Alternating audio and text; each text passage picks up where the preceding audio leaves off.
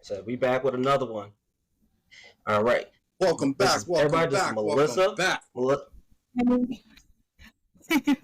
All right. Hey, Melissa, why don't you go ahead and tell us how you got into this hobby? So I've been in the hobby for 8 years.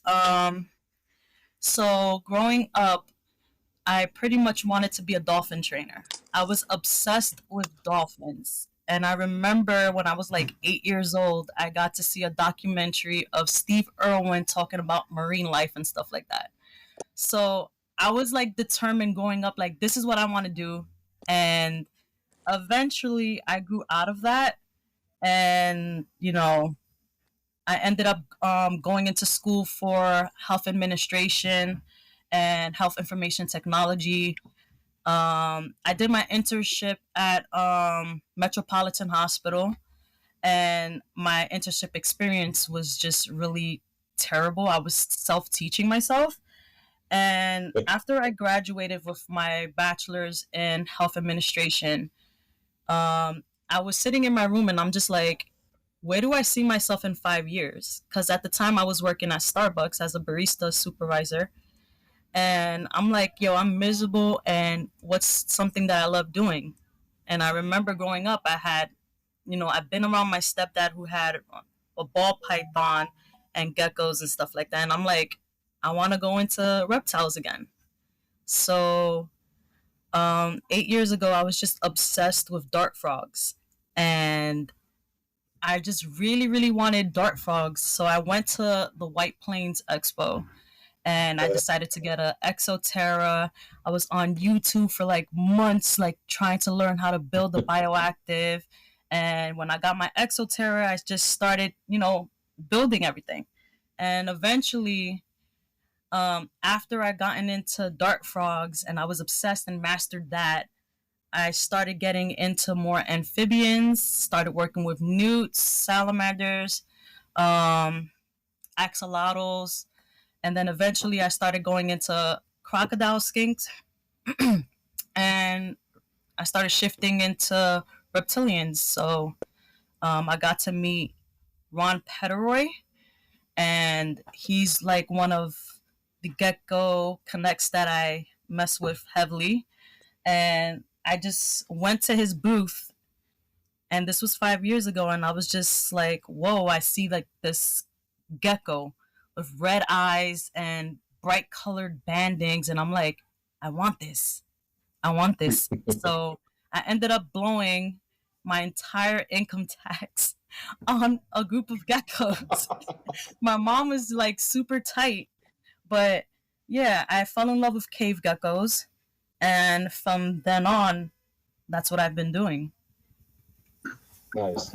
Is Ron still doing those shows? I haven't seen him like really like on Facebook or anything too much.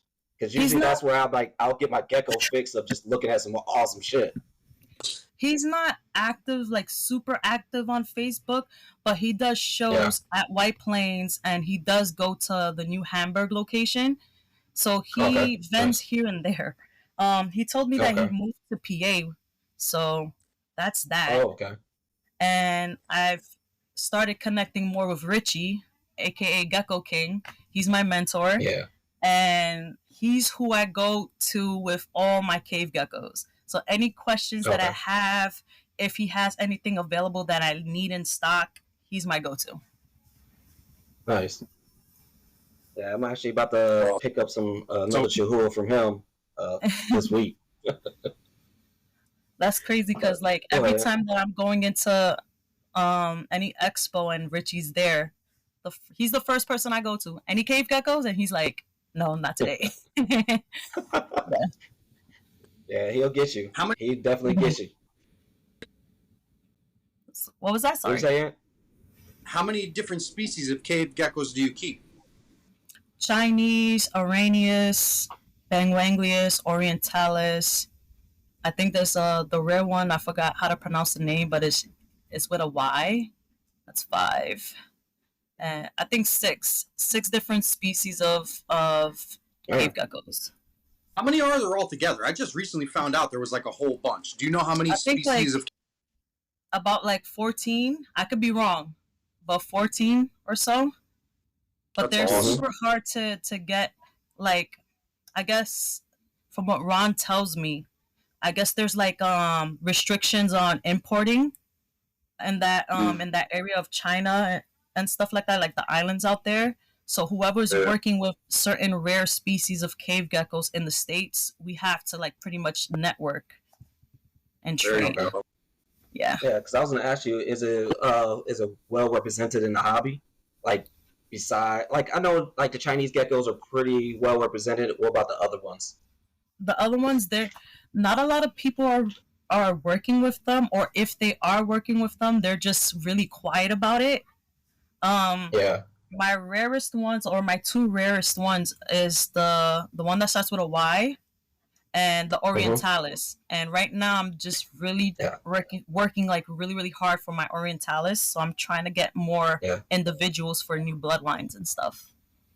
Yeah, yeah, those are the ones I've been looking for. Like every time I go to Morph Market, I'm like, all right, let's look at this cave gecko session, and it's always the Botswallings, and it's always the Honeyensis, but it's never Yeah. any Orientalis. So those are like my favorite ones out of the cave Those are geckos. Those yeah, are probably those like are the my favorite luau. ones.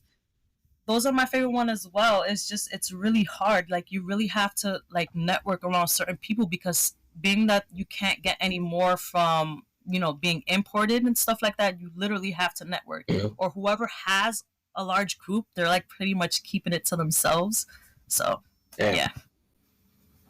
Yeah, can't be keeping everything. I need some. part of the room here, but what's the these things? Like, what's the common name for the Orientalis? Is there like a normal something cave gecko, like a Vietnamese cave gecko? Which Usually is Goniosaurus orientalis, Goniosaurus bangwanglius. Um, what else? What else? so that's like the regular name, Goniosaurus. like Yeah, Chinese cave that's the gecko. scientific. That's the scientific name, but pretty much, I believe there's like tiger cave gecko, but Yeah, that's the yeah. most that I The don't. Orientalis, Yeah, yeah, the Orientalis is like Japanese cave gecko. yeah, So that's yeah. find them, because I don't know how what the hell I'm even trying to read. I'd never be able to read that name. I wouldn't be able to. Usually, I just sum it up. I just call it Orientalis. There you go. So you keep what you said about 5 or 6 of them? Yeah, at the moment. Yeah. So is the care similar between all the ones that you keep, or is there some little triggers here and there that you need to adjust for each species? So that's what I'm learning about actually. Pretty much, I have all my cave geckos in Tupperwares, about Mhm. like 20 inches long Tupperwares and like maybe 4 inches deep, and I have a substrate of jungle mix, ABG mix, and cocoa husk together mixed in. I have isopods in there to help maintain any feces and stuff like that, and I have coconut hides or multiple hides so that they can scatter to. And then on top of that, I have leaf foliages or fake plant decor on top. Um, Usually they don't do good in high temperatures. So my room, it's pretty much about like mid 70s. On the cool end is probably like 65 degrees. um, every species that I keep are at the same temperature wise. But Mhm. being that I'm learning how, or I'm struggling to breed Arrhenius cave geckos, or I believe the Vietnamese, Okay. Ron has told me that I need to bump up the temperatures. So different islands or different requirements or different locales from these cave geckos are the temperatures vary or humidity varies. So that's Yeah. what I'm trying to master right now. Okay. Have you been going on iNat and kind of checking out everything and looking at the weather apps, seeing what their temperatures are over there? Not necessarily. So what the advice that Ron tells me is that usually summertime or springtime is kind of similar to what we experience here in New York. So it's Yeah. just a waiting game pretty much. Yeah. Yeah. I lived in Japan for like 3 years, and yeah, that shit feels like the East Coast. Like I got folks that my mom's side of the family's from Jersey, so going to Jersey, during the summers and stuff like that. So yeah, it's real humid. It's not crazy hot, but you can feel it just because the humidity's much higher than the summer over in Japan. And yeah, I'm so jealous. I think you might. So Ron's, he's hitting those, pretty on. Yeah. And you got some? I mean, I got a million questions, but Go ahead, bust them out, man. how difficult do you find? How different, rather, do you find species to species? Is it more than just the temperatures? Do you notice different habits? I mean, can you tell that they evolved from one subspecies? Or like, how drastically different are all the 6 different species that you keep? Honestly, I can say pretty much appearance wise, they're extremely different. Some, at least like the Goniosaurus louis, are a larger breed or a larger species of cave gecko. Um, they're very active. At least all my cave geckos are extremely active at night. They're pretty much hiding during the day, or if they do come out, they're just within the foliage. Um, I guess that's pretty much all I can say for now because all of my cave geckos are in tubs, so it's not like I have any bioactive setups to like actually notice like any change in behavior and stuff. But yeah. Do they eat all the same diets? Do they all have like eating habits? So I've tried mealworms, I've tried waxworms, and that was during like my beginning journey as a hobbyist, and it didn't really work. So I'm just sticking to crickets, and I supplement my crickets with rapashi, and it's been working with me. Yeah, it works. You ever knocks me so back. You ever echo food? You ever see them like try to because you said you got isopods in there, right? Yeah. Yeah. You ever see them trying to forage and trying to dig for those isopods? Like they see them go into the dirt, they start trying to dig for them and look. Actually, they're just. I don't handle my cave geckos, so as soon as like if I'm doing maintenance or if I'm checking for eggs, they usually just like scatter or try to hide or run away. Yeah. Yeah, you need to get some cameras in there so you can. I know. Hopefully, when I move, that's like on my bucket list. Like, I really want to just like pimp out my room and have like all this extravagant, enclosures and stuff like that, or try to replicate. I think that's every herper's dream. a lot of glass to clean. Yeah. I know the struggle with that. So, other than the show, what made you gravitate towards the cave geckos instead of like leopard geckos? Was it just the one that you saw? Did you just love the color of them and that just made you stick with that genus instead of going to like geckos?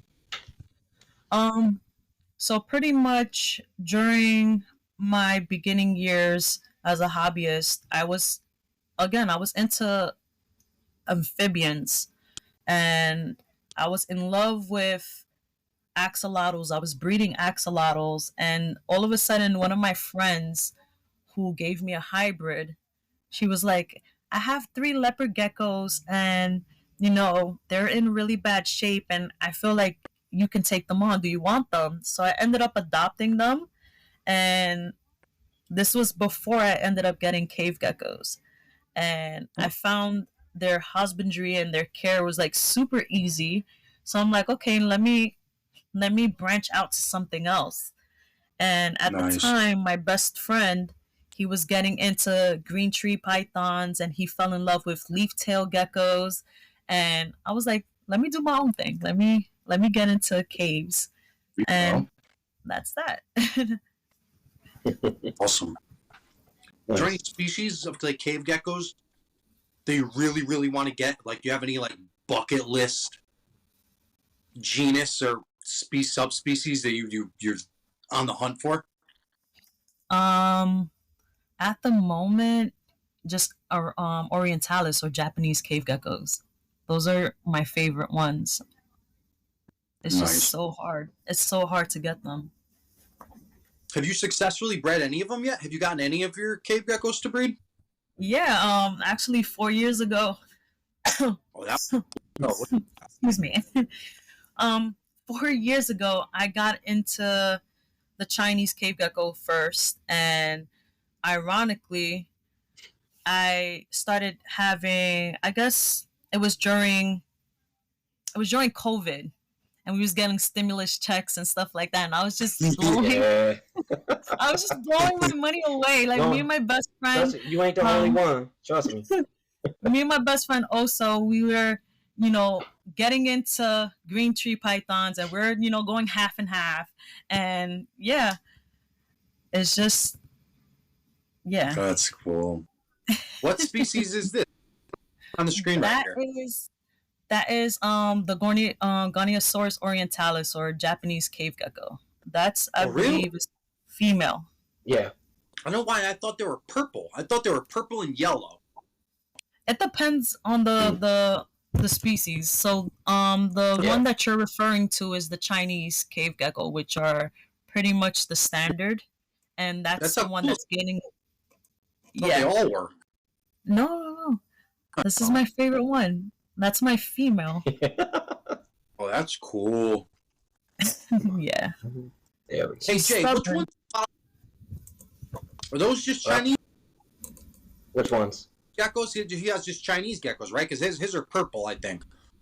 Whose? Wally's. Wally's? I can't remember what Wally has. Huh. That's cool, man. I never knew what those eyes like that. The orange. That's crazy. Oh, that's actually a red-eyed crocodile skink. But go up. Yeah, That one? I'm working on Yeah. breeding those again. nice. Nice. So Yeah. with the babies, and so are you keeping them the same as your adults, or like I'm guessing you're probably putting them in a smaller tub, right? Yeah. So pretty much Yeah. after they're hatched, I have little miniature tubs, and I have them all individually in separate tubs because I'm trying to prevent any fighting for food and stuff like that, and dominance. So Yeah. everyone is pretty much in the same husbandry requirements. I have a hide, leaf foliage, moss, and I'm misting at least every 3 days or so. Yeah, Right. those are my little So babies. nice. So how long? So do you keep them together for a little bit before you separate them, or Yeah, you yeah. separate them from the go? So as soon as I start noticing that they are gaining or growing at a certain Mhm. pace, I start to separate. Okay. So here, yeah, the one that's on the left, or my left, that I'm seeing, that's the more dominant one. So Okay. he bleeds his sibling a lot. Are they all Nice. born with white tails like that?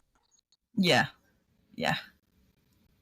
Usually That the splotches, you see like where the orangey splotches are, they usually expand. So right now they kind of look like bands, but as they mature, they Oh. they grow more. Do they There have we go. morphs? Do these guys come in different color morphs? Not that I'm aware of. Actually, with Do- the Japanese I was gonna cave ask you. geckos, I'm starting to notice that there's individuals or breeders that have a pink coloring.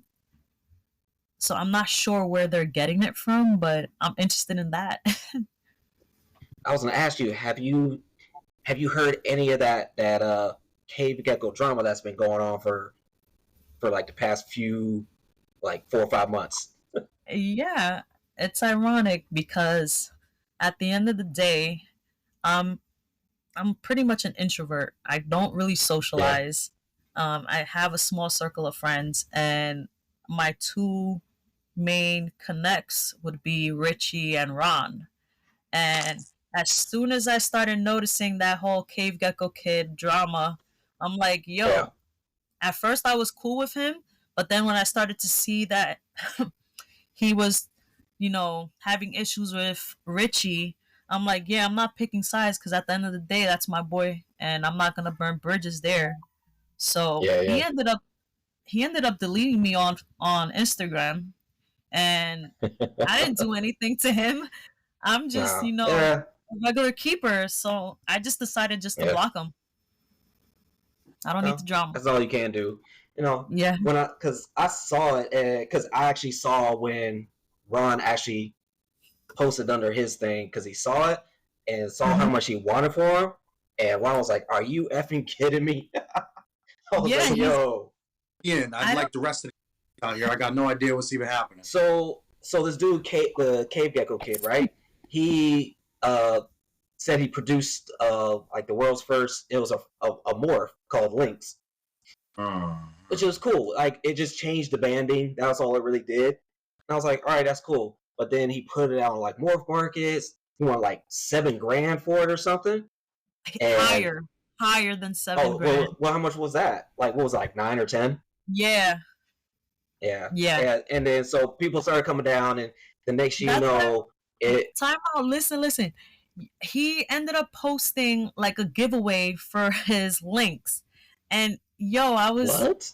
I Oof. was I got involved into tagging a lot of accounts on his page, and I'm over here thinking that I'm gonna win it because I have the most tags there, and I didn't win. I Damn. found it bogus. So Yeah.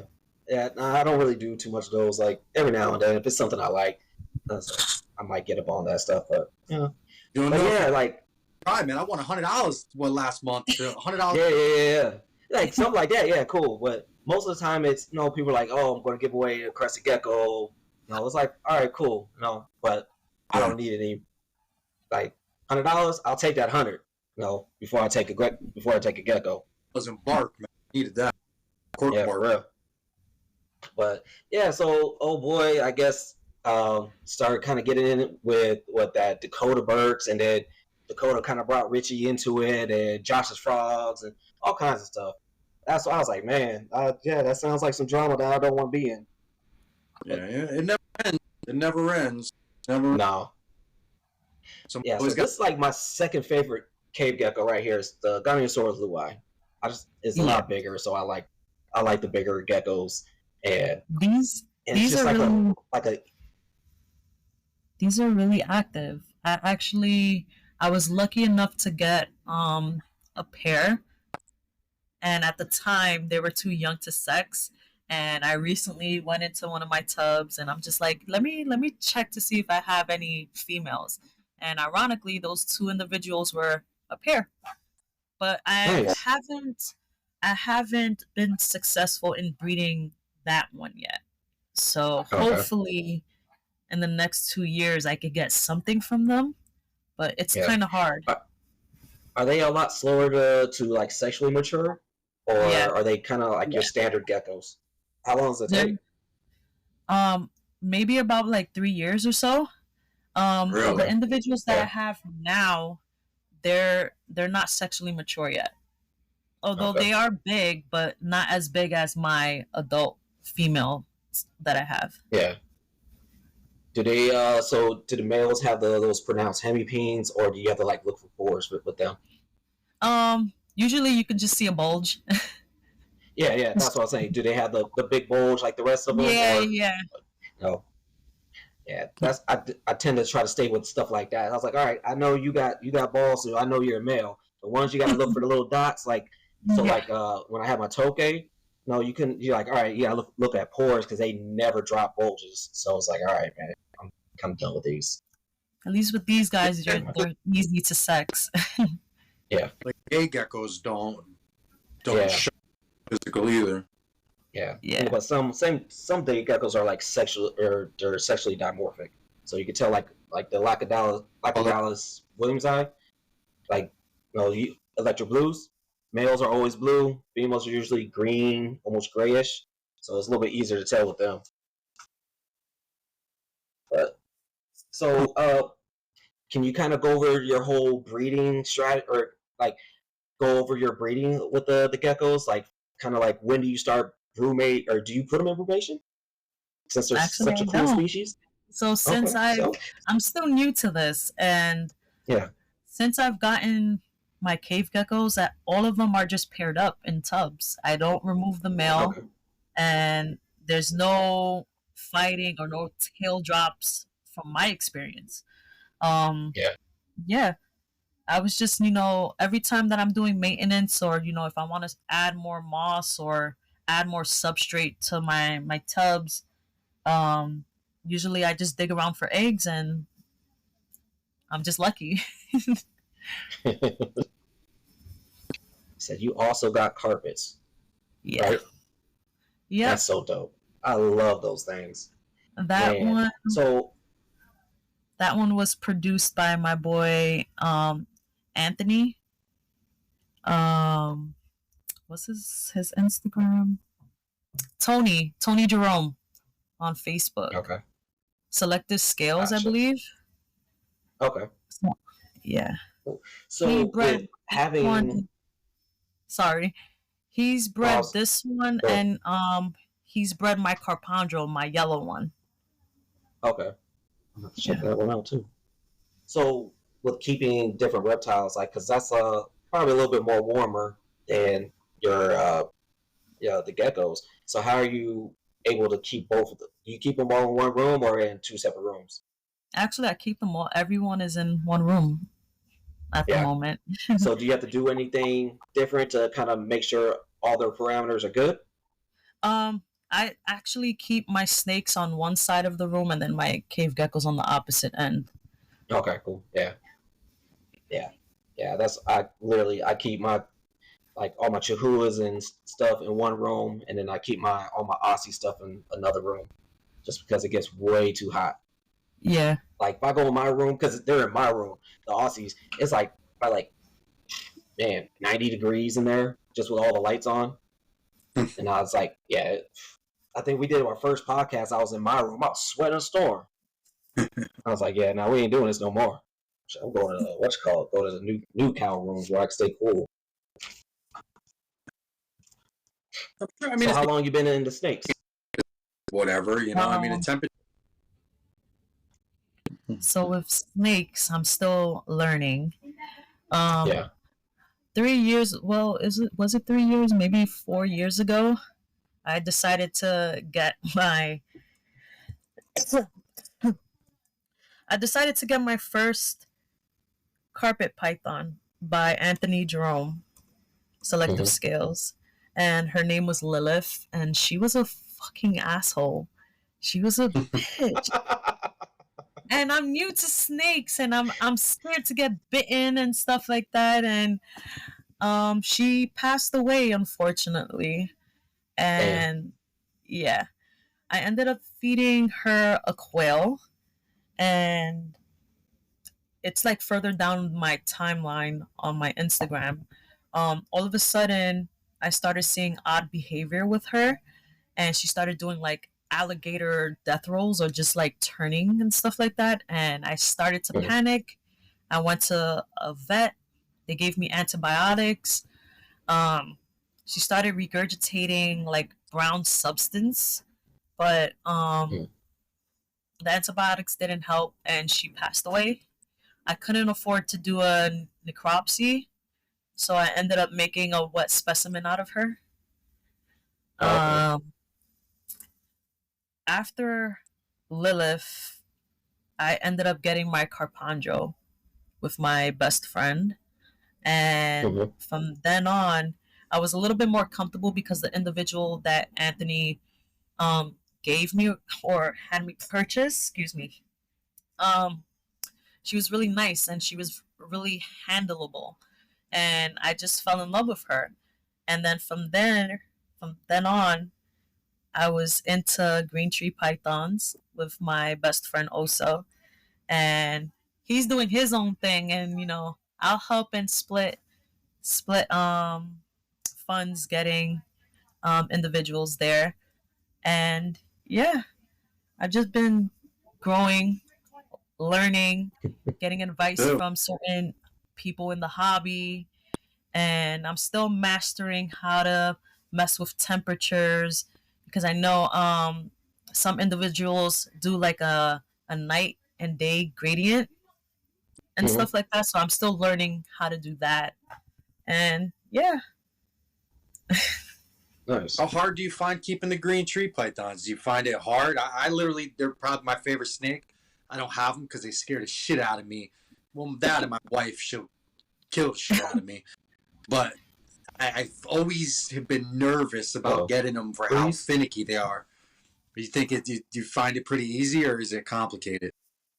So I don't personally keep them with me. My best friend has all of the green tree pythons.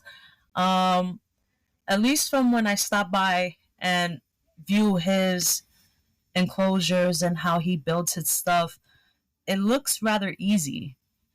It's the Really? breeding part that's hard, at least from what he tells me. Okay. I know that when he pairs them up, sometimes it's a hit and miss. Sometimes females do develop follicles and they do end up laying, and sometimes they're not successful. It's a trial and error, but they seem easy. I feel that with green tree pythons, it's kind of a basic snake for me, only for the simple fact is that everyone has green tree pythons, and for me, I just want to be an individual that's not grouped in Yeah. with Trust me, those I people. feel the same way. I feel like they're overrated. There you go. I'm not gonna say basic because they are beautiful, but it's just Shots are fired. overrated for me. Oh, she's on the outskirts. She's got the talk kept stuff. That's cool. Yeah, that's what's up. I like hearing that stuff. People to do this stuff. Stop doing the same thing the next man's doing. Go on your own venture. Yeah. That's me pretty much. So with incubating eggs, is it just regular room temp, or are you actually using an incubator for them? And how long does it usually take that for them to hatch? So I purchased like this little. I feel like I'm a noob. This little incubator that's like probably like $8 on Amazon, and it's like a little plastic container. Give me 1 second. Let me show you. All right. So I purchased this. It's like $8, and I have, I think, what is it called? Vermiculite. Vermiculite on the bottom. Yeah, and I misted it a little bit, and I just keep them room temperature. At the moment, I have 2, 4, 6, 8 eggs. 2 from my Benwanglius pair, and then 2 from my Chinese pair. So I'm expecting 2 more sets of eggs in a couple of days. And from my knowledge, it takes about 80 days average. The max maybe 100 days for them to hatch. So usually, sometimes I'm impatient and I'm just taking like a little flashlight to candlelight and see like the development, stuff like that, and then I just put them away. Yeah, I think we all do that too. Like I get my little flashlight on my phone, like, all right, make sure I got someone been here. You've been here for like 80 days now. Are you good? You good? Yeah. Only things I can't really do that with my Stropharis because like the eggs are like this tiny, so it's really hard to see anything in there until it's almost time for them to pop. Yeah. So that's pretty much for all the cave geckos. It's generally around that 80 to 100 day mark. Yeah, at least from my experience. Nice. Well, that's always good to know when you, like I said, you keep that one species, and so you pretty much are trying to get everything down pat, and it helps that they are almost pretty much the same with the care to the incubation to the babies and everything else. It's almost streamlined. But let's see. I said, hard shelled, or the cave gecko's eggs hard, or are they soft like a crested gecko egg almost? I don't have experience with crested gecko eggs, but I wouldn't necessarily say that they're super hard. They're kind of like soft shelled in a sense. To me, they kind of feel like little grapes. All right, cool. That's the best that I can describe. Yeah, all mine are pretty like Cresties. They're pretty soft, right? Same thing. Yeah, they're not like calcified from what I hear like a egg is. Yeah, I know all mine are pretty calcified. Even like the Chihuahuas, they're calcified. show if they're calcified. The only ones that probably might be softer could be Cerdodactylus whenever they breed. So the cave geckos, they bury their eggs then? Yeah, they do. They do. Do you have to get? Are you giving them an additional like lay box to put their eggs in, or are they just putting it straight into that Everything substrate? is straight into the tubs that I have them in. Usually they pretty much bury the eggs under the coconut hides. So whenever I'm doing maintenance, I just let me peek and check to see if they're there. And yeah, yeah, I got lucky. there you go. So have you ever had any experiences of like the isopods trying to get up on them or anything? No, not from my experience. Yeah. They really don't pay them much attention. At least from my experience. The babies, no issues. Adults, they're just, in their own little hides and stuff. Just chilling. Okay. Nice. What kind of isopods are you using? Orange. Okay. Orange. Nice. Yeah, I got those. Yeah. That's what's up.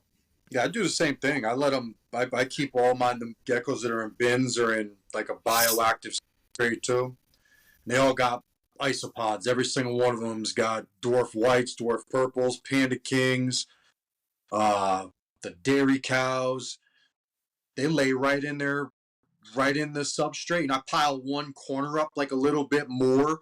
So when I pick the bins up, I could just look on the bottom and tell if the eggs are in there. And I just, boom, pull the eggs out.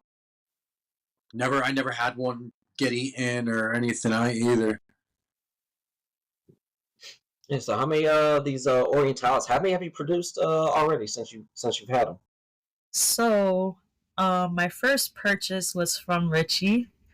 So I'm still a noob. So, I was able to produce 2 generations of Orientalis, and the second generation I have here, which is this one. Yeah. So are you hoarding yours as well?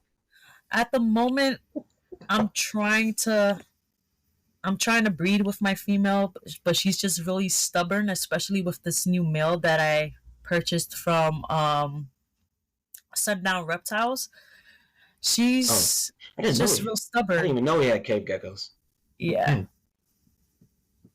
Nice. So if you were to like build out your own like enclosure for them, how would you do it? Honestly, I wouldn't even recommend putting them in bioactives because, at least from my experience, they've been successful with high humidity. And with exoterras, it's kind of hard to maintain humidity there, especially if they have like screen tops and stuff like that. Yeah. So would you recommend PVC? PVC? I've tried PVC before, and it didn't help. It dried up way too fast. Yeah. Yeah. You probably need like a mist system in there. Like daily, probably a couple times a day or something. Yeah. Yeah, because right now, like I said, I got pretty much all PVC right now with all mine, and like my Chihuahuas stay around in between sprays. It probably stays around 60% inside their things, and then once I spray them, it bumps up to like 100 for like a day or two, and then. That's not bad for Arizona, Jay. That's good. Yeah. That's why I have PVC, so I can maintain that humidity and like not have everything like in bins except for babies. Like all my breeders, they're all in PVC enclosures. It's just a matter of restricting just a little bit of airflow, but I still have like cross air ventilation going, and just so I can cycle air in and out. I just don't have like the big old open screen top on the top, like how all the regular enclosures are. It's all solid, exception of I have holes on the big old like 2-inch diameter holes on each side and in the back, just so I could get some air circulating both ways. But yeah, it stays pretty humid in there for them. So I do have to let mine dry out. These terrariums, if you see my story on Instagram today, man, you see those glass terrariums? They got a built-in fogger in them. It's a glass terrarium, and it's got a little reservoir in the back, and it's got a fogger in it. You just add water to it, and the whole damn thing it's like individual fogger built into the terrarium. Oh damn, who did They that make one? orchids, glass top and everything. They make orchids for plants. Nice, nice. Yeah. Yeah, So cool. with you having this degree, um, what's your goals with that? Like, are you gonna keep work? Are you gonna stay? Are you working at a veterinary spot right now, or are Actually, you? I am. Um, Yeah, my close friend Justin, he hooked me up with a job. I actually made a year on Friday as a veterinary nice. assistant. Congratulations. Thank you. Um, I was in school at Unity Environmental University. My major is animal health and behavior. Um, I was venting online. I usually sometimes I go on live, and at the time I applied for the Bronx Zoo, and I was in the process of getting another interview, and unfortunately they denied me because Mm. they said that self-taught wasn't experienced for them. So I was crying on live, and I'm just like, I don't know what to do, but it looks like I'm just gonna just stay focused on finishing school and then maybe look for an internship, or to try to get some type of experience so I can reapply. And yeah, Justin gave me the opportunity to work at a veterinary hospital, and it's with domesticated animals, well, cats and dogs. Yeah, And it's not my cup of tea because I want to explore reptile care and husbandry, and what is what is considered proper husbandry and captivity in regards to all yeah. animals. So I recently graduated, actually 2 months ago. I got my degree, Congrats, and congrats on that too. my goal, thank you, my goal is to apply what I know with the domesticated animals to reptiles. What kind of medicines to use, what kind of illnesses should I spot, what is proper husbandry and captivity, what can we improve Yeah, there. And I know that in the hobby it's male dominated, and we have egos and stuff like that, and everybody wants to be considered right with how they keep their animals. And I think when it comes to the hobby itself, I think that everyone has their own experience or can contribute to the field in regards to what is yeah, proper definitely. husbandry, what is adequate dietary, um, what is proper enrichments for snakes and geckos and stuff like that. Yeah. Absolutely. So for the Bronx Zoo, what were you trying to go for? Reptile room. Oh, Straight up shit, reptile room. shit. Hey, trust me, I try to get it on their nutrition side, just chopping up food and everything, and hopefully I can get in to start working with the keepers, so I can get into that little reptile room as well. It's like it didn't work, but If I I was can like, scoop poop, I'm good with doing that, but it's all about networking. That's what I noticed. oh yeah, When it comes yeah, to yeah, definitely, applying to any type of job, you have to network. So yeah, hopefully I can get that opportunity again. I just, yeah, Javon, definitely, don't quit. Don't quit trying. You'll I'm get it. not, I'm not oh yeah, for actually, sure, Oh, you may not want to by the time you're done. You may say, "Go, be done with you. You put yourself through nothing. Why the hell should you give them everything you've learned along the way, man? Tell them to go kick rocks. yeah. They can pay you to consult as a consultant to give them information on how to take care of this shit." Mm-hmm. So, so at your vet hospital, do they work with any reptiles? Are they is your the vet over there? Is he pretty familiar with them, or are you trying to help him out a little bit more? So when it comes to reptiles in general, there's not a lot of people or veterinaries that work with exotic reptiles. Now, I'm kind of lucky because I work with my favorite vet. His name is Dr. Joe, and he's from India, and he's he's worked with king cobras in India, elephants and stuff, tigers. He's raised them, and I work with Bro, him. my So kind if of I have guy. any questions in regards to like any illnesses that I'm spotting, or stuck shed incidents, he's the person I go to. And yeah, I'm You may lucky in want to, that regards. he could expand his business, and have you lead up the exotic pet department. he's That's an awesome actually Right? he's actually pushing me into getting excuse me. He's actually pushing me into getting licensed as a technician.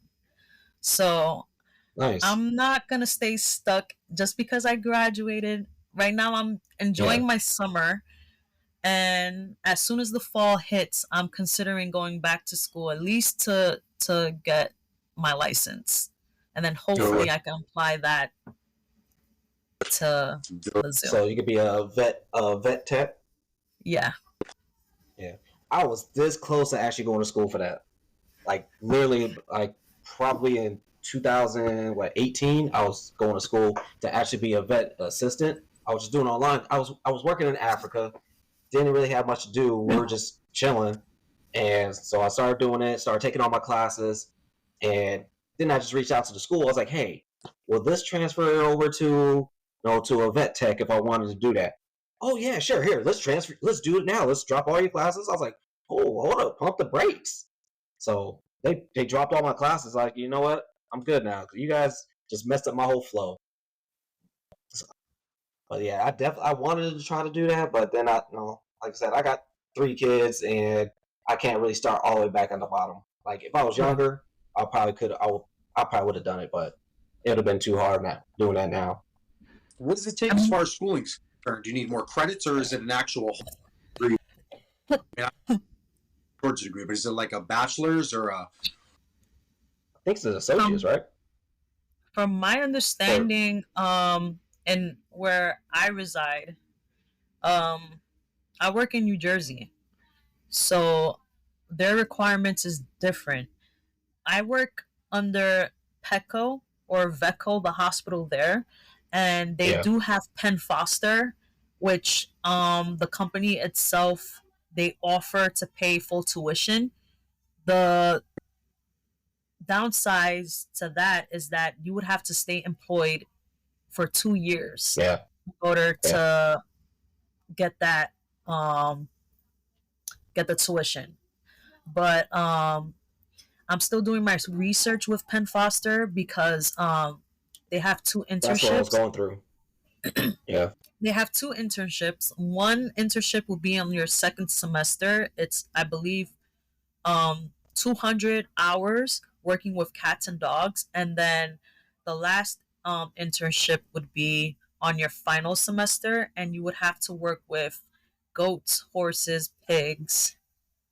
yeah. And yeah, it's kind of hard because being that I live in New York, it's just we don't have farms. So Oh, I'm you gotta drive far for that. yeah, and right now I don't have a car. Oh damn, yeah. No Uber for that one, right? Yeah, no. City? They used to have that little dude ranch, that little horse ranch right next to the Bronx Zoo, where they always had the horse stables. Yeah.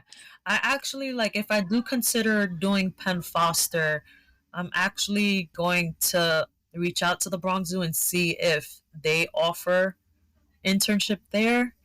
And if they tell me yes, then I'll do it. That's a good way to There you get foot go. in the door. Oh Yeah. yeah, definitely. Yep. So let me ask you something. Um, if like I said, money wasn't an option, what would be like your next go-to project? My boegas. Your boegas? Yeah, my mangroves. Which ones do you like? Because Um I've I've seen a lot of them, and damn, I'm like you. I love those boegas. I like that black and yellow. um my two favorite would be Cyanea, the green cat-eyed Mm-hmm. snake, and Divergence. Okay. So I actually have an individual that's coming in next week, I believe. Another male. So I have a young female that I've recently purchased. She's feeding on pinks. I have a juvenile male. He's on small quails. And this individual is also a male, and he looks like he's on hopper mice. Nice. And my divergence I got from Patrick Holmes. She's Oh, captive okay, born I and know. bred from him. Yeah. And at the moment, she's staying with my best friend because I don't have room right now. So she's doing Struggle we all excellent. got. I heard that she's feisty, so I'm excited for that.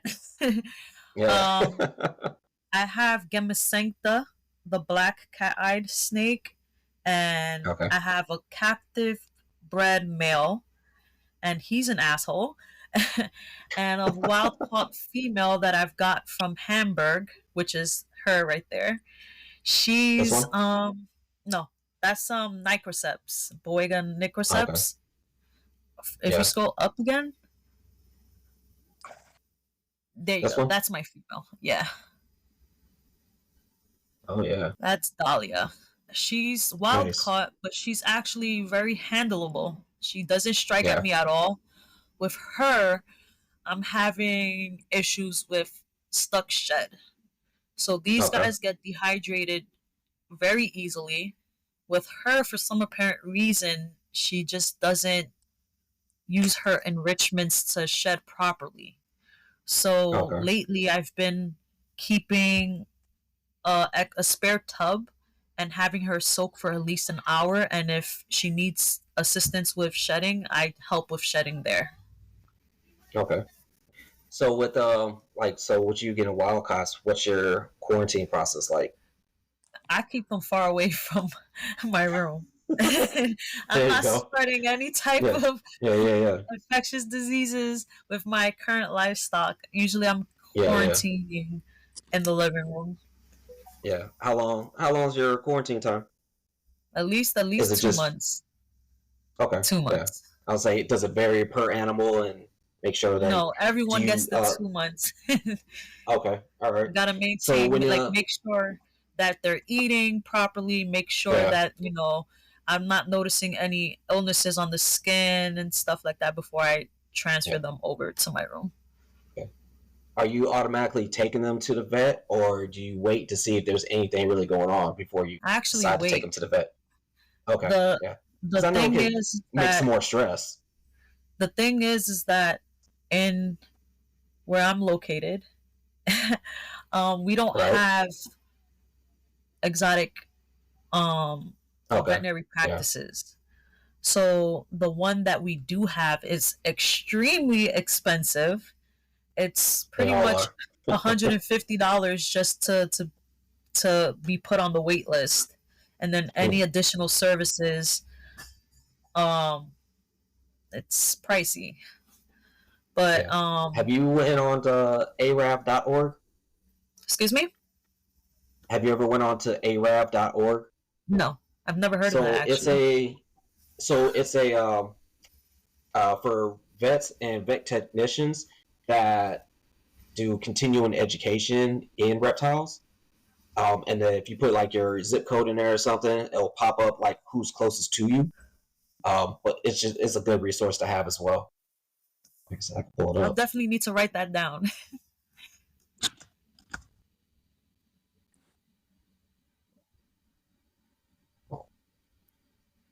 Yeah, Oh, this is cool. yeah, yeah. So like if you go in there and then you can put your stuff, put your info in, not your, like where you live, and like whatever your radius you want to go to, and if there's anybody in there that's part of this association, they'll be on there and you can be able to contact them. Yeah.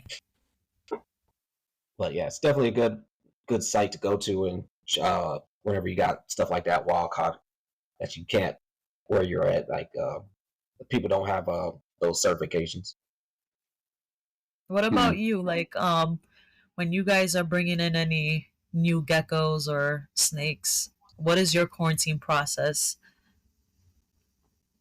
For me, like I said, I got a couple rooms, so they go in a room with no animals, and then they'll stay there for about probably like 90 days or so. Make sure poops look good, make sure it's solid, not runny. Said I haven't had any wild caughts. but I plan on starting to try to get some in because I want to work with Certidactylus, and there's not a lot of Certidactylus in the U.S., so it's a lot of wild caught stuff that always comes in. So there's a couple reptile vets out here that can help me out. I've already been in contact with them, so they're like, yeah, once you start getting your stuff in, just bring them on in. We'll do if you feel that like there's anything going on, we could go ahead and get some tests going, and we can go from there. I've only had one or two wild caughts. I just keep them in another room. I mean, I as a kid growing up, I mean, you know, in the 80s, you had to treat everything like it was wild caught, so quarantine was, pretty much the same as it is today. If you get something you're just not even sure about, just keep it away from anything you don't want to catch it. We didn't have like Panicure and stuff back then, but today I keep it just to have on hand. I mean, I'm super observant. Like I hate to sound weird, but I'm staring at the poop. Like I look at the poop, I want to see if there's things moving in it. I want to see if there's blood in it. I want to see everything about it. I mean, I study these things like, like it was a textbook and an exam, for getting ready for an exam. But just the sheer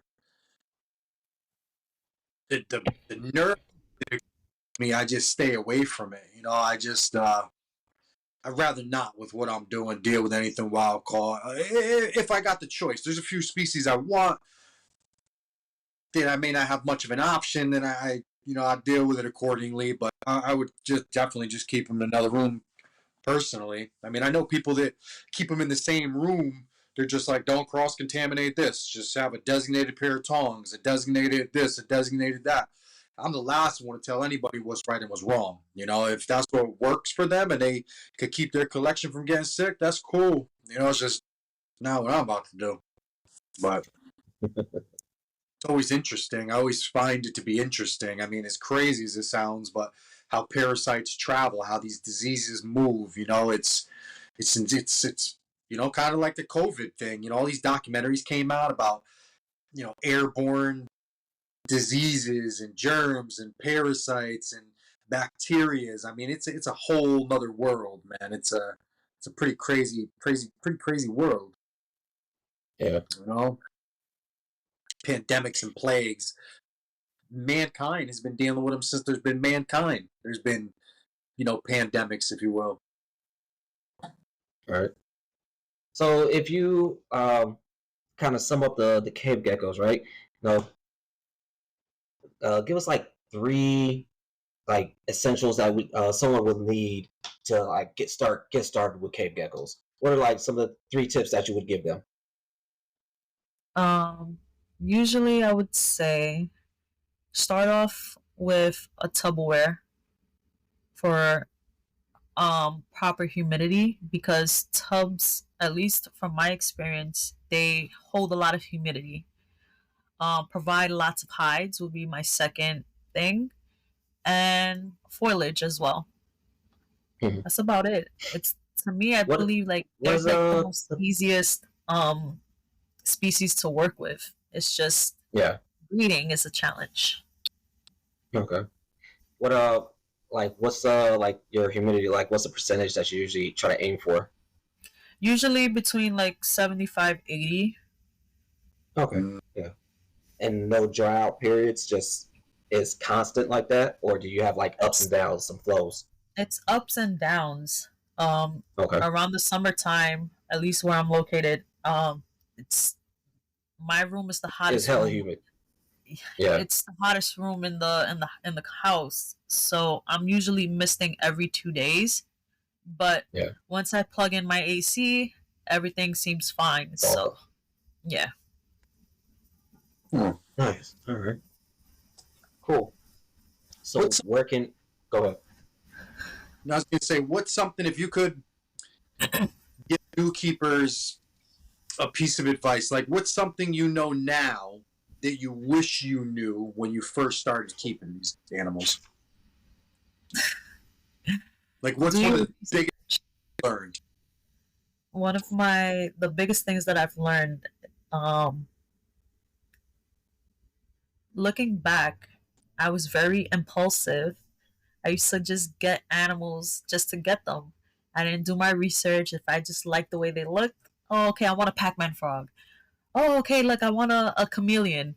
And I didn't do research on them. And usually when you're impulse buying, the animal suffers because you're not providing the proper care, the proper lighting, the proper temperature, and that's the Right. downfall with them. They die. Right. So Yeah. that's my best advice before getting into reptiles, or if you want to get into specific species of reptiles, read about them. Read about Yeah. the requirements, read about their location, learn about enrichment, how to provide certain enrichments to that's necessary for snakes. Notice their behaviors, long tongue strokes or fast tongue strokes or milky eyes if you're seeing that they're in shed. Um yeah, just a lot of research. Great advice. It's great Yep. advice. You hear it enough. Yeah. With as So easy to find information, you would think people would do it. And it's yeah. almost people start asking their questions once they go to the reptile show and come home with something new. Now they want to, what do I do with this? What do I do with that? I mean, a lot of these questions Yeah. already You been want to know happening. what's funny? You want to know what's funny that I've learned, at least from my vet, Dr. Joe? He says a lot of the reasons why reptiles get sick in captivity is due to poor husbandry. So if you can't master Makes sense. their living requirements, of course you're gonna have issues where there's mouth rot due to too much humidity and stuff like that, or fungus and stuff. So you have to pretty much research where they're from, what are the temperatures, what are the humidity requirements. Um, that's about it. Right. Awesome. So Fact. I mean, it's like I said, I've been keeping reptiles for 35 years. It's a fact. Most things other than parasites and diseases animals come in with, 90% of the stuff I've ever seen go wrong with people is because you're keeping it like shit.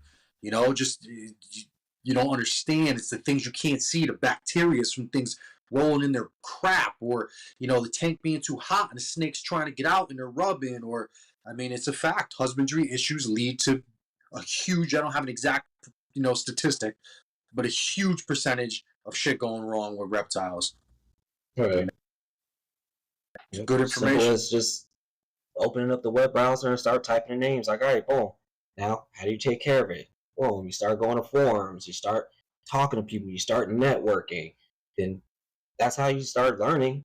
Like, I knew nothing about like Surfdactyls besides they look cool shit. And next thing you know, I start talking to certain people. They start giving me little bits and pieces. Like, this is how I do it.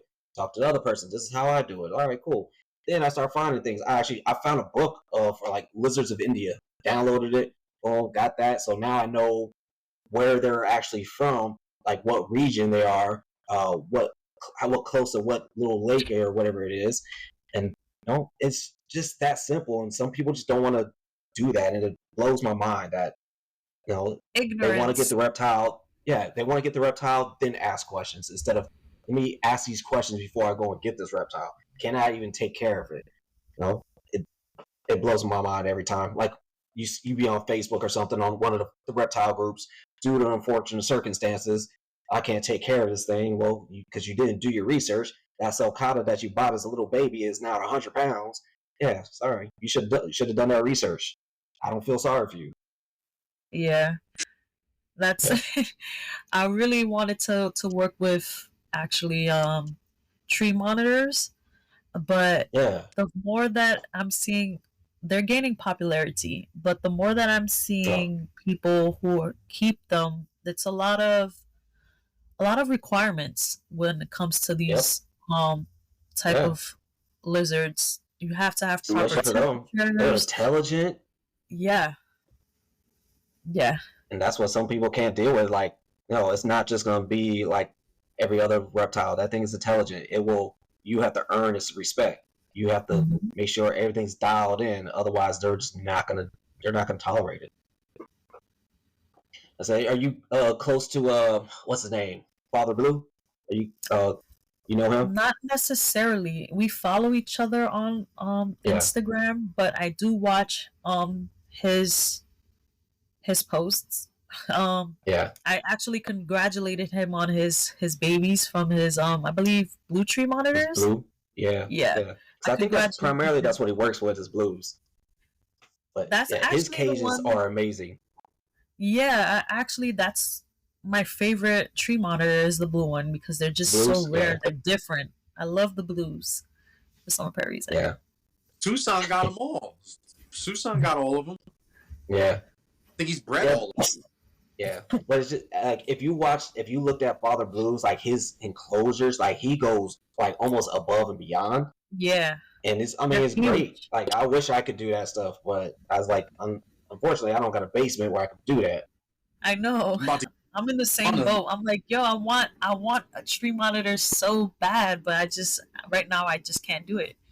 I don't want to Yeah, impulse buy something and that I don't have the space for it because the animal is gonna suffer. right. So Yeah, I can hold out. that's fact right there. I Yeah, can't that's too all. this checks. I'm So I do have a question for you guys. So what Yeah. would be your dream reptile for you to keep? Uh, Your Mine's dream. easy. What's yours, Jay? I'll go to Komodo. mine? Yeah, no, I'm not gonna go crazy Here's big. a Like, house. I had all that other big shit. oh man, me? Let's see. I mean, like I said, I'm so infatuated with Abronias that that'd probably be my dream reptile. I love Abronias. Like they're just beautiful. They look like dragons. They have some different colors. You keep them nice and cool. There's just something about their looks that get me. So it would actually be an Abronia just because maybe it's just because I live in Arizona and I don't think I could keep one here. But I mean, someone's already proved me wrong because uh, the guy in Tucson's keeping them. But that would be like my dream right there. Like I'm not a let me go get that New Zealand green gecko or that orange gecko. Like no, I'm a simple person and and there's just certain features I like on certain things and Abronias I have been probably fascinated with the longest. You should be breeding them then. Dude, that's money. And it's not money, it's can I really do it? Like I said, I live in Arizona. They need to be kept pretty cool. That means my AC bill is gonna be like 300, 400, 500 a month. There's a Can't do well. There's that. they might not. I can, you can make tank chillers.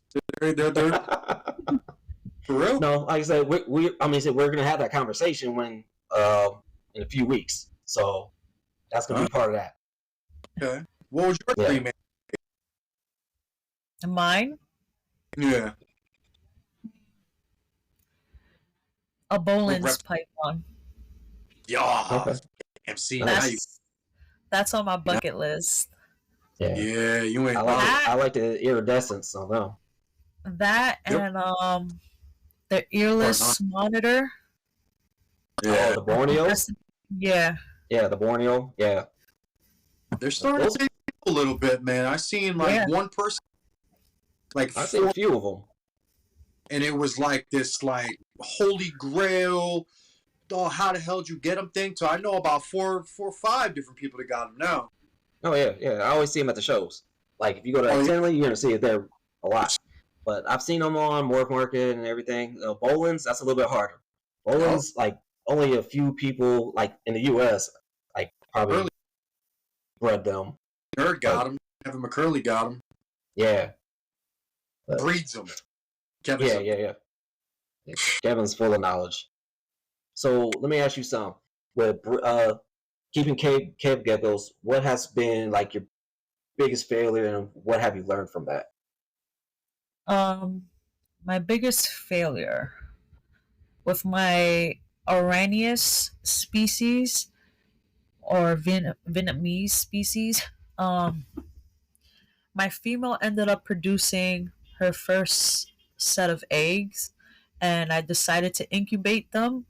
And during the incubation process, I guess it was, I think the incubator provided too much moisture and it kind of rotted the eggs or molded the Okay. eggs. So that's one of my biggest failures and learning experiences. There you go. Because Yeah. now that I'm thinking about it or reflecting on this situation, I think with this particular species, I'd rather keep the eggs inside the enclosure than try to incubate. Okay. So that's So just my leaving there next with step. the geckos. Yeah, yeah. Nice. Yeah, I like that. Question for you. What do you think happened to Lilith? What do you think caused that? Um, Looking back, or when I talked to Anthony about it, because a lot of people, I'm not too familiar with the terms or illnesses when it comes to jungle pythons, or is it like a jaguar kind of disease? Oh, Commenters you on my talk. post, I think you know what It's I'm a talking about. jaguar, She's a so it has jungle, like the bobblehead. she's a Oh, jungle, but sorry. other people mentioned something of a jaguar kind of illness Yeah, where, so jaguar is like spider in ball pythons, where they have some neurological issues. yeah. So people commented that maybe she suffered from that. But when I spoke to Anthony, he thinks that maybe she tried to swallow the quail and probably either the beak or the foot probably tore the lineage of her esophagus. And yeah, Could have been. I mean, are they bird eaters in the wild, or are they mostly rodents? Gotta believe bird eaters, I think. gotta Yeah, be it. yeah, because I don't think there's a lot of rodents in Australia, right? Yeah, a lot of Yeah, venomous though. yeah, yeah, sure is. That's man. I've been to Australia a couple times. God damn. That's But just, I ain't been nowhere. Damn. no, That's on no, my I've been bucket to. list. Yeah, I bring thank all. you, military.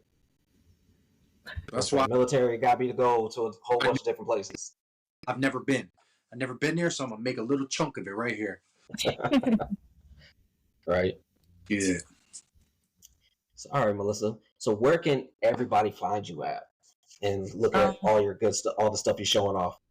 you can follow me at Weebgirl Reptiles on Instagram. I really don't give out my Facebook page because it's my personal page, but Instagram. Okay. Yeah. How'd you come up with that name? Um, besides, besides working with reptiles as a hobby, I do cosplay, and I love anime. I Yeah. love the Japan culture. I love their anime. I love their food. I love their style of clothing, and yeah, I'm a weeb. There So you that's go. what that means? Yeah, I didn't even know that. Dang. yeah. I learned something right here with that one. Yeah. I was like, I was in Japan for like 3 years, and this was probably during, it was like 2000, probably like 2003 to 2006. And they wanted to be so like Americans so bad. It was crazy. Like they were, like I would go to, not Okinawa, probably like Yokohama or something like that, and they be driving lowriders and Cadillacs. There was like a not a well over there is Acura, so Acuras and like the Nissans. None of those, none of the Euro stuff. It was all they wanted caddies, 6.4s, all that shit. I'm like, the hell's going on over here? Living that Tokyo drift life. Yeah, no, they were living that West Coast, no, Yeah. what's called Ice Cube and shit. That's what They, they were hitting they were hitting the hydros and all that shit, man. they got a whole show on Netflix about it. There's a whole thing on a little mini series on Netflix about that scene. They call it something, but it's like the West Coast Cali scene. Hmm. Yeah. Yeah. Wild. All right, cool. So All want we so don't have, right? We all want we don't have. exactly, just like how we all want these different kind of geckos from all around the world, or all these animals from all around the world, and we don't want no don't want the stuff that's here that's locally. You ain't lying. I wish someone would. 'Cause I put it in a box and sent it to their ass. Just no, no. I mean, a lot of people like Coleonyx. No, I like the What's that? because we Coleonyx. So there are our versions of leopard geckos. They're a little Oh, bit smaller. So yeah, yeah. And then like I like the alligator lizards. Like we have like there's a San Diego alligator lizard. There's a Texas alligator lizard. There's a Arizona one as well. I think there's I Mexican like alligator them. lizards too.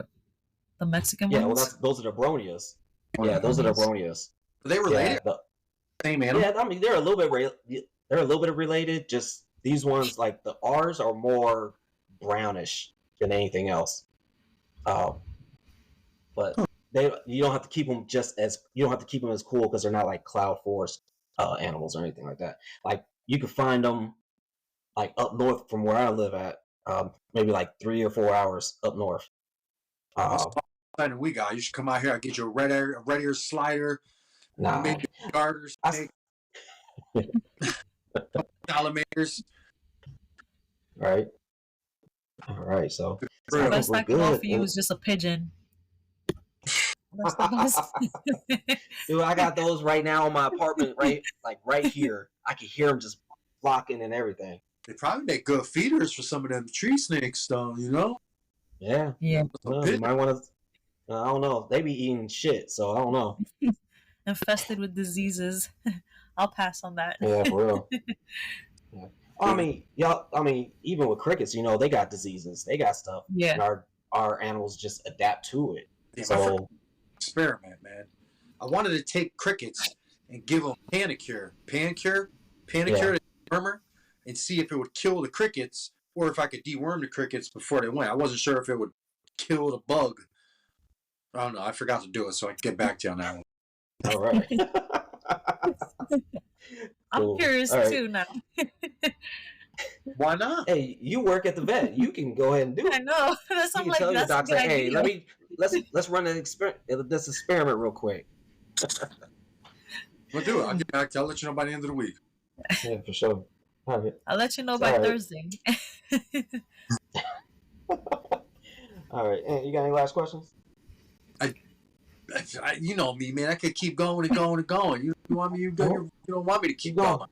Nah, keep going, man. I said, it depends on Melissa, what kind of time you got? Because No, I'm I know it's chilling late at least over for there. now. Yeah. The tails do they regen their tails? The cave geckos? Yeah, do. they actually do. Yeah. That's crazy. So they're in our not arboreal. They're a terrestrial species, or do any of Yeah. the species they all actually live in caves? I'm assuming certain species live on islands, so I'm assuming that they're pretty much around a lot of foliage or I guess So kind of Yeah. caves. I think hearing some things like I've heard like they live around the caves, but make sure there's always a lot of usually like some water streams and stuff as well. The That's best why it's so person that like you can humid. ask that question to would be Richie because I believe recently he went out to Japan to try to see if he can find wild Oh, caught cave geckos. Um I can reach out and nice. see, but I'm not sure if he was able to see any wild caught individuals when he went out there. So Yeah. have you ever seen any pictures of any wild ones? no. No. I I'm wonder if they look usually different in captivity. I'm in the cave gecko group on Facebook, but I haven't seen anyone post any cave geckos from their origins. Been a while. Is Yeah. there any books on them? Is No. there any? It's actually No, that's crazy. I would there. think they would have something on them. I I know would it's have to do taboo, but you research. hybridize them? You think they could hybridize? Honestly, I think so. I don't want to. How you make For me, listen? no. I don't want to get into this topic because there's pros to cons. A lot of people don't like carpandros, but I'm actually trying to work with my best friend in breeding my carpandros. But I don't want to be that person to say I Listen, want to hybridize my cave I'm not trying geckos. But to mislead anybody. What's it matter? I just paired up a hybrid pair of geckos the other day my damn self to see what happens. We're learning. We've been doing this for a while. Day is still a lesson. We're still trying to learn. The more we do, the more we learn, the more we fail, the more information we have to give other people. So it's like, For me, unless we're out trying to I pull the agree sheets with over you. someone. The thing with hybridization is that there's people who are assholes about it. They're not open minded. They're pretty much they want to keep everything purebred, and at the same time, it's just like it's not true because in the wild we have hybrids. So Yeah, I'm they not come sure. I across each want other to and experiment, but that's something that I would have to keep a secret at least for now. no, you keep it a secret until you like get your results back, right? It's like, all Yeah. right, you pair these two. Evolution. If every species ended at its species, extinction would be imminent. Everything would eventually be extinct, right? Like at some point, nature is smarter than we will ever be. The hybridization has to, in theory, have something to do with evolution. It just it's only natural. I know it sounds crazy, but it's just so natural.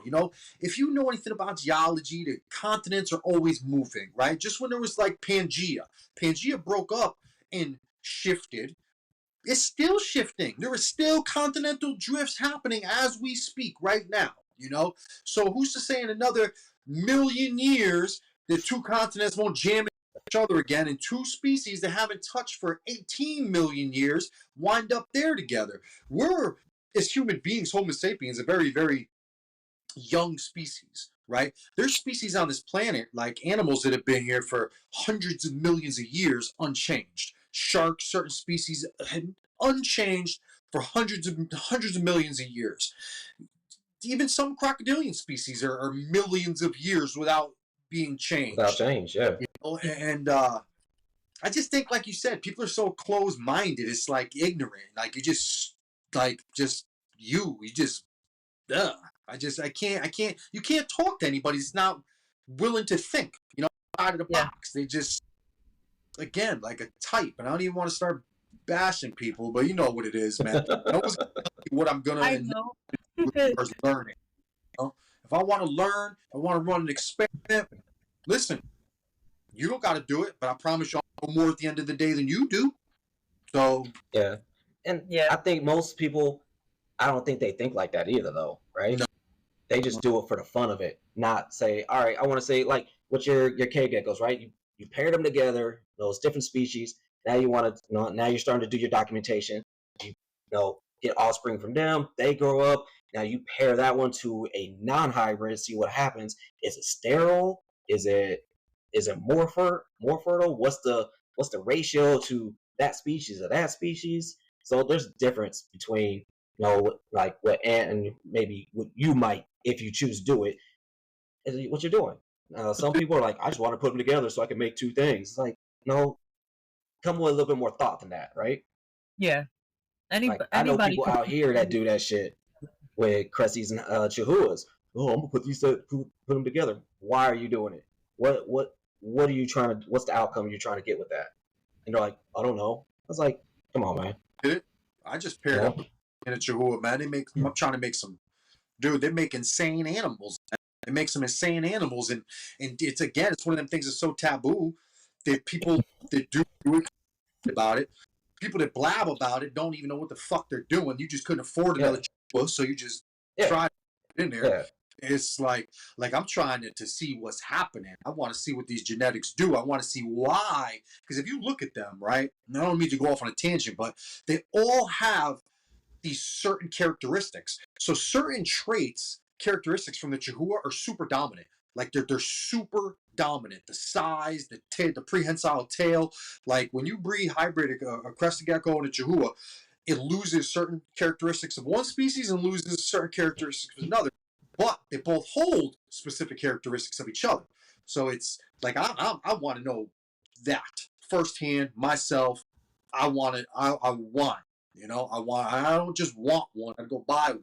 You know, I want to play with the genes. I want to play with the genetics. I want to do like you said, Jay. I want to take a hybrid and put it back to a crested gecko and see what happens there. Do the Chihuahua genes still hold strong, or will the crested take over, being that it's a higher percentage now? And do the same thing, vice versa. Like it's just something outside of the box that, again, like I like yourself almost, Melissa. Like you obviously don't do what everyone and their mother's doing, right? I want to fall into it because kids who want to fall in love with eyelashes on a fucking gecko. So now I got geckos that got eyelashes, and I'm trying to do my own thing with them, you know, instead of what everybody else is doing. Oh, reds are hot this week. I want to make red crested geckos. They're not hot. Okay, I'll get the make. All right, have fun. Have fun. Let me know when the routine gets back to me. Yeah. So what's the cave gecko community like though? I was like, I'm not in none of those groups. So is it you got drama, or you guys pretty chill? You get along. Besides that one person. For the most part, it seems chill. Again, like I don't network as much. Usually when I'm in any type of Facebook groups in regards to like certain reptiles, I'm just like a lurker. I'm just reading posts because there's a lot of drama. There's a lot of drama with tree monitors. There's a lot of drama with green tree pythons and husbandry there, and you know, egos and stuff like that. So it's usually like I'm just reading. Right. Yeah, I'm just reading posts. You just entertaining though, ain't it? You see some shit. Boy, these motherfuckers are nuts. Man. That's all I do. I'm just like you. I just be lurking on the Facebook groups and like, all right, what are y'all talking about today? What bullshit y'all got going on today? Knows it all. And the crazy shit is a person asking a question today, like you obviously didn't experience nothing. Someone else will ask the same question tomorrow, and you want to go off on a tangent telling them, just regurgitating what you heard yesterday. Like you forget that people can see you asked the same question yesterday. Now you're over here telling somebody. Like it's retarded. Yeah. Facebook, boy. Facebook is some shit. I punch Zuckerberg right in his fucking mouth if I seen him. Word to God, man. Oh shit, that's funny. Nothing to say.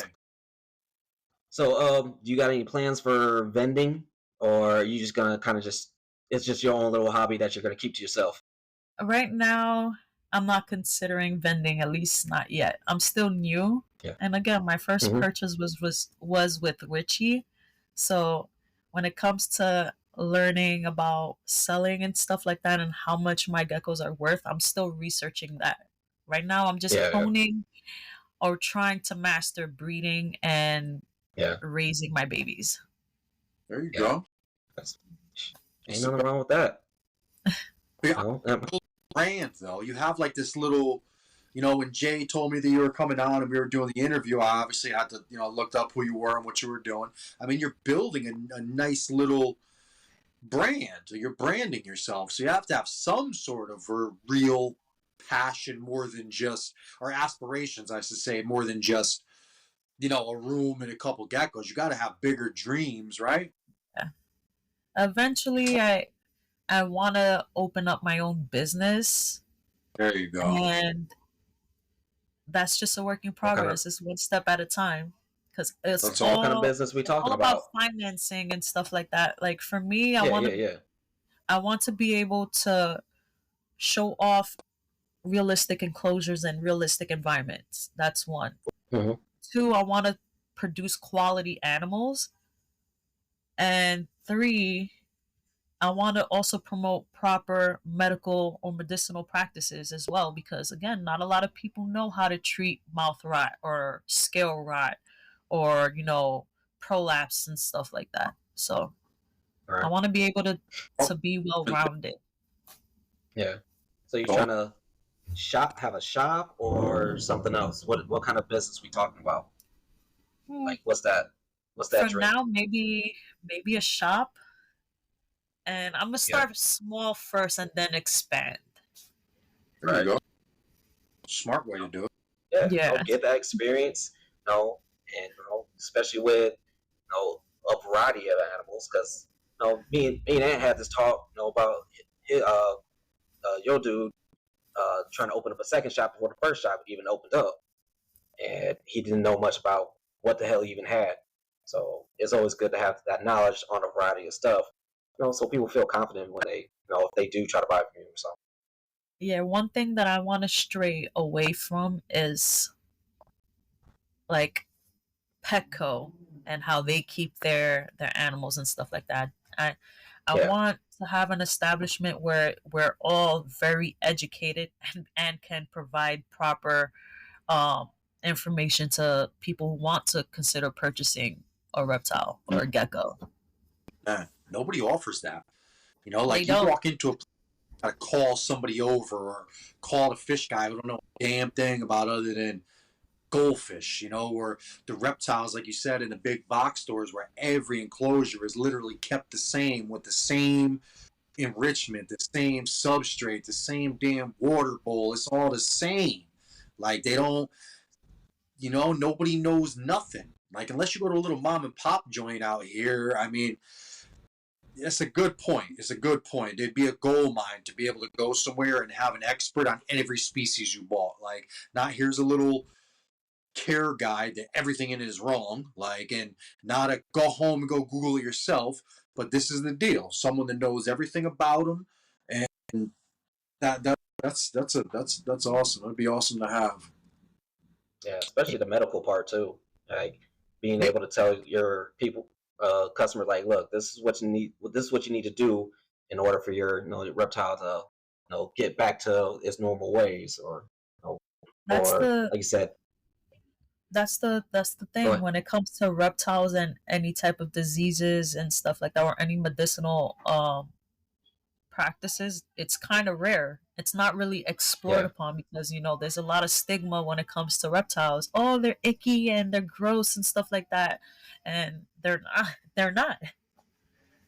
At all. there's not another living organism trying to live in this world, right? Yep. It's like some people just don't get it. It's like, no, they have intelligence as well. Might not be what you're used to, Used or to. it's not like a dog where you call his names, they'll come right over. No, these things you got to work with. You got to work for that respect from them. So Yeah, I definitely have like that.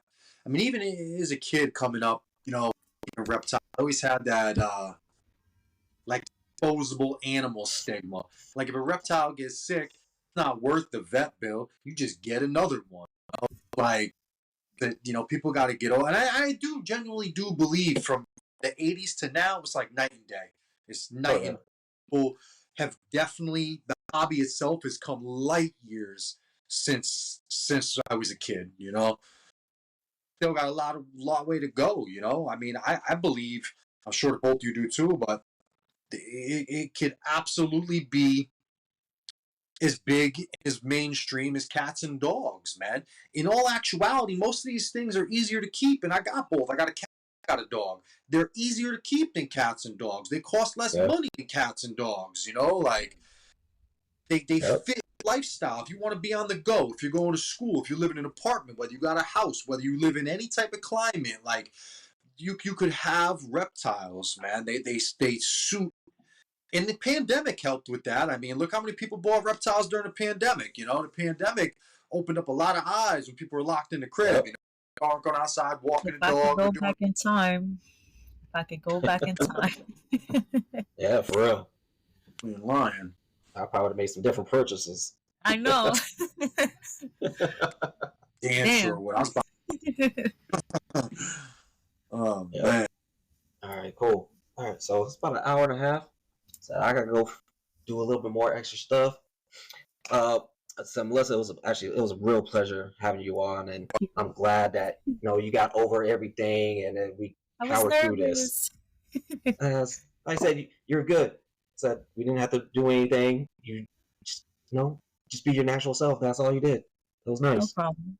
Just Thank you taught so guys. many species. You just Yeah, exposed hundreds of people to these geckos that not many people are. I mean, you helped a lot of people, by coming on and talking about these species, and I appreciate you. I really do. yeah, Thank yeah. you. Like you Aunt said, you you open the light to a species that's pretty easy to care for. It doesn't have crazy requirements as like a bearded dragon or even a leopard gecko that has probably more requirements than them. So we definitely appreciate that. Thank So I you. wish you the best of luck on all your breeding programs and even the stuff we haven't talked about. Wish you luck on that stuff. Thank you. Thank you guys. I really appreciate it. And it's been an honor. It's my first podcast and my interview, so I'm happy. We're honored. All right. Cool.